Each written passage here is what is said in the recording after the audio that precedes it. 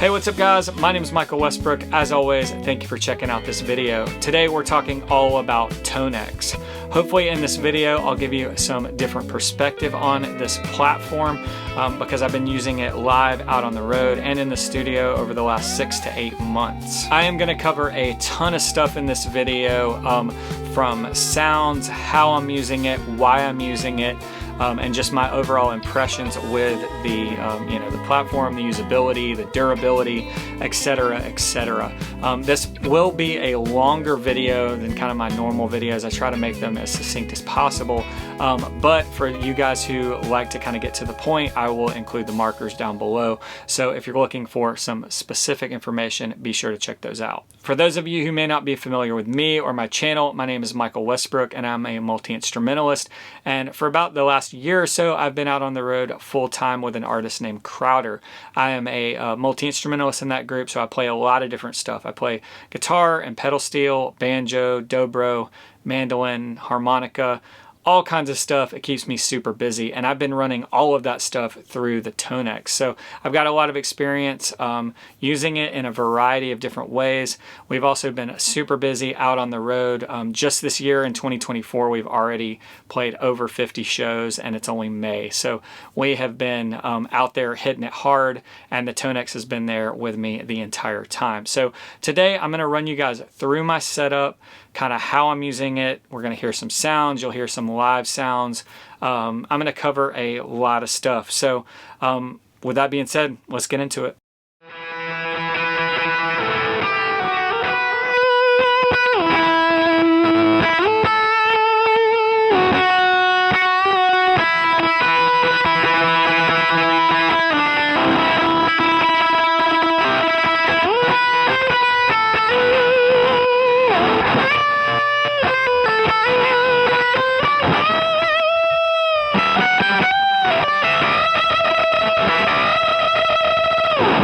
So the first topic is why ToneX? Why is that the digital platform that I decided to go with? Obviously, there are tons of options. You guys have seen a number of those even here on my own channel. For me, it boils down to about 2 or 3 reasons. The first being that it is a capture-based platform. It is not just an amp sim-based platform. I'm able to get all kinds of different sounds out of this. So if I need to capture amps, I can get those tones. If I need DI type sounds for my acoustic instruments, I can get those sounds, and I can switch between all of them. Something like the Strymon Iridium or even the Universal Audio stuff, those are only amp sounds. And so switching between different types of sound, different types of instruments, for me, that poses a problem with those types of platforms. The next reason, because it is a capture-based platform, that means that I can capture amps that I have here in my home studio. Now, if I had my preference, I would always play real amps. I would always play tube amps. I have a lot of great amps here in my home studio. If you guys have seen my channel before, then you might be familiar with some of those. I have a Samson era Matchless C30. I've got a Vintage Deluxe Reverb. I've built a few amps, including a Tweed Deluxe copy, a Dumble clone, a Marshall with 6V6s. I've got a Tweed Bassman copy. I've got an old Gibson Skylark. Lots of great amps that I am super familiar with that I've played for years and years. And so the fact that I can capture those amps and take them on the road with me, it just adds a very personal touch for me. I'm able to use these amps that I know and I love, using the tones that I'm familiar with, and put them in kind of the digital realm. The last factor for me is definitely the price point. For under $800, I was able to get a pair of the ToneX pedals, and it covers all the ground I need them to. Unlike something like the Quad Cortex, Axe-Fx, or even Kemper, I am way under the price points of those. And so if something does get damaged or something breaks on the road, it is not as big of a deal to replace that. Or, if something gets stolen, the lower price point, but with the functionality that I need, is a huge selling point.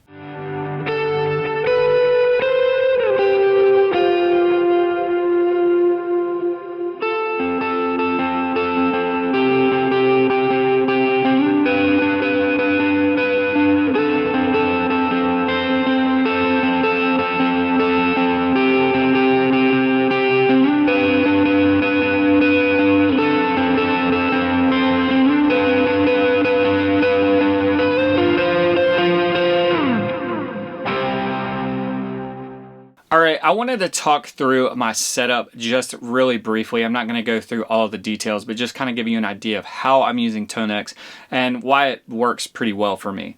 So first, I am using it kind of as, an amp replacement, right? So I'm using a regular pedal board. I've got overdrive, compression. I'm using the HX Stomp for delays and reverbs. I've got some stuff under here, fuzz stuff under there. And then I'm also using a MIDI switcher from RJM, the Mastermind PBC6X.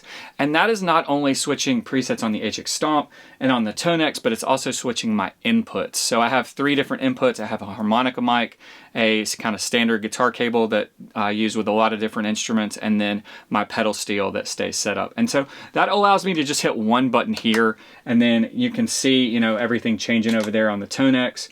That's a harmonica mic, so that would be a different input. Then back to banjo, then to dobro. This is allowing me to get to all kinds of different sounds via MIDI. It's bringing in different drives and, again, presets on the HX Stomp and changing things on the ToneX. Now, for me, it's been super reliable. It's been honestly a dream just to hit one button and have everything change. It makes it really easy. I'm always having to change instruments and really quick transitions, so being able to do that that easily is definitely a win. Now, in this setup, I am using a combination of a lot of different captures on the ToneX, most of which that I have captured myself. The only thing I'm using that is not one of my captures is a 62 Pro from Tone Junkie, but other than that, it's all my different amps, and I have to say I've been really happy with it, and again, it just kind of adds that personal touch to be able to use my own amps. Now, one thing that I am doing is that I'm using different types of captures. So a lot of the captures are amp and speaker captures, so that's a microphone on a speaker that I captured kind of the whole thing together. And then I'm also using some direct captures. Kind of my main guitar sound is actually a direct capture and some of my IRs that I'm using. Now, the reason for me doing this is that it gives me flexibility to kind of tweak the tone a little more on the back end. So I did a lot of these captures at home before I went out on the road, not knowing how things would sit with the band or what front of house would need. And so in doing that, it allows me to change out the IRs to kind of change the overall EQ. So if I need something, generally darker, if I need something generally brighter, I can tweak those EQs, and it gives me the flexibility, to have different sounds and to be able to make kind of more drastic changes to get me in the ballpark, and then use the onboard EQ to, really hone it in. As I dialed in tones on the road with the ToneX, I really started to appreciate the features that it offers. Just the basic EQ, the compression, the noise gate. All of these things came in super handy for me when I was dialing things in, communicating with front of house, seeing what they needed. But then because I'm MIDI switching between different presets for different instruments and even different songs, I can really get those dialed in and really give the front of house engineer what they need. For instance, there were times when they needed something to cut a little more, and so I was able to EQ that differently, or maybe I added a touch of compression just to kind of make it a little more present in that regard. I even use the noise gate, which I typically don't use noise gates, but on the dobro specifically, it has a single coil pickup that's kind of noisy. I'm using a lot of gain to get kind of this gnarly, dirty, overdriven dobro sound that's not typical, and it was pretty noisy just because of that single coil and the amount of gain. And so I was able to use the noise gate to really tame that and to make it a lot more usable for front of house. I think all of the features that the ToneX has work really well for that. Just kind of being able to tweak on the back end, being able to adjust that EQ. I found those super helpful for me in that live setting, in those road settings where you're you're playing the same songs night after night, and so you really want to get things dialed in and easy.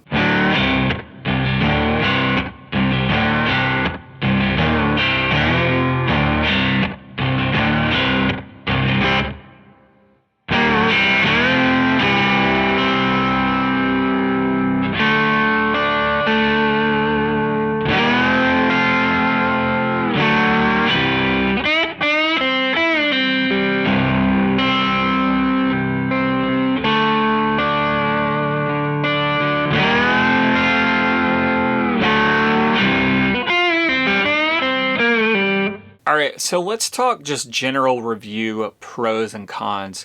Obviously, I've been super happy with the sounds, with the features, the reliability. It's been really reliable out on the road. MIDI switching has been really reliable. Every now and then there's a little hiccup with MIDI switching if I'm tweaking a preset and save a new preset. It doesn't want to switch off of that, but I just have to switch around a couple of times and then it kind of picks up again. But, you know, I've never had any issue during a show with either of the units. Even some of the outdoor shows that we've done where it's been on the warmer side, I haven't had any issues with heat.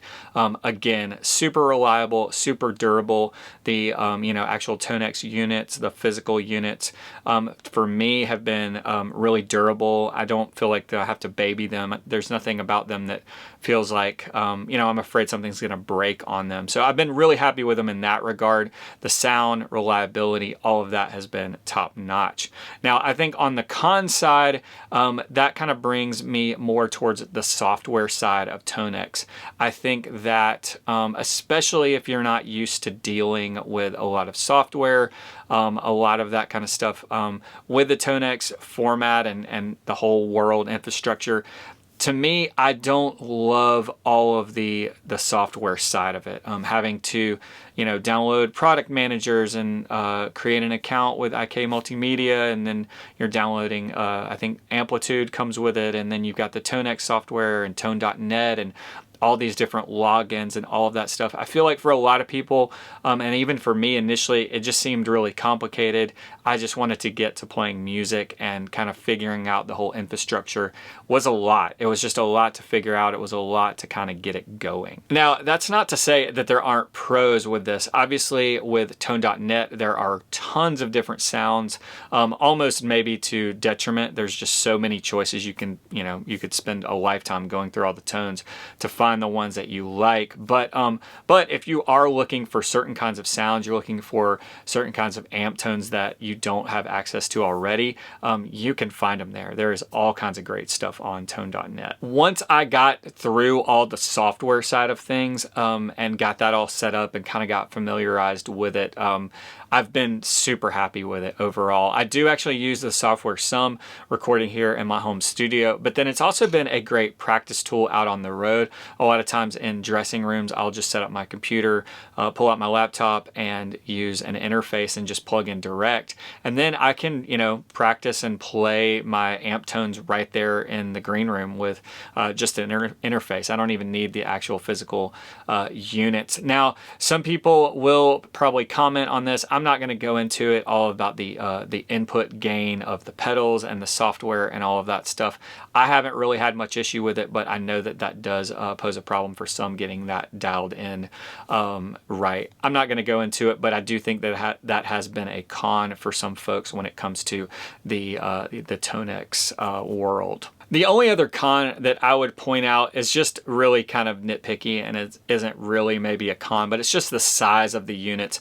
I actually had to build, you know, this separate amp board and put them on there, just because putting two of them on my pedal board to run stereo was taking up a lot of space. I just didn't have room for everything that I needed to, and, you know, to fit in the cases that I needed to. So I had to add a case. It just, you know, the physical size of the units, of the bigger units, can be, you know, a bit cumbersome depending on your setup. Now, this has all been resolved with the brand new ToneX One, which you might be familiar with. I just got one of these from IK the other day. I'm pumped to kind of check it out. For me, though, I'll be having to stick with the larger units just because of the MIDI switching that I do with my setup. I also just like the ease of kind of tweaking the parameters and having more available sounds on the bigger units. But for those of you who just use ToneX or use a digital solution just for one amp sound, you know, or a stereo set of amps, the ToneX One seems like a game changer. I mean, if it provides the same sound and features just in that small compact thing, I'm not sure there's much out there that can touch it for the price.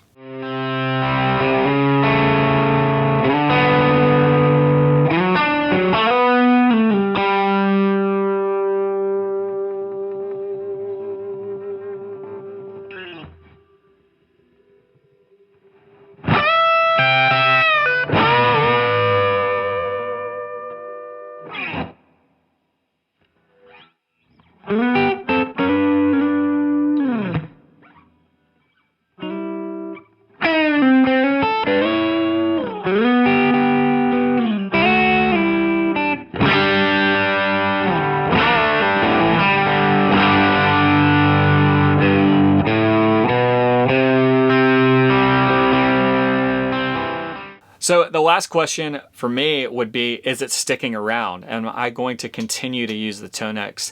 And the answer is yes. It has been incredible for my setup, for my use, because I kind of have a unique setup and a unique type of gig where I'm covering a lot of ground. The ToneX works wonderfully for that and has really kind of hit all of the bullet points for me and what I need from a digital solution, from a direct solution. It seems like a great balance of great tones, flexibility, reliability, tweakability, all of that. It really has just checked all the boxes for me. So I don't really see any reason to make a change in anytime soon. You know, again, you pair all of that with the price point compared to what else is out there. I don't know that you can go wrong. The last thing that I'll point out is that I bought both of these ToneXs. When I was making the move into this gig full time, I saw it as potentially a great solution and I went out and bought them. So I have been using it, you know, by my own choice. This isn't sponsored by IK or anything in that regard. And it's just been a great kind of catch-all solution for my specific needs. Now, I will tell you that IK did recently send me the ToneX One. So I'm going to be checking that out, putting it through its paces, and you'll definitely see some more content on that in the future. Obviously, I can't cover everything in this video, but wanted to give you guys some of my insights, some of my experience with ToneX, how I've been using it, how it's been working for me. If you have any questions, definitely leave me a comment down below. I try to answer as many of those as I can. As always, thank you for checking out this video, and until next time, I'll see you out there.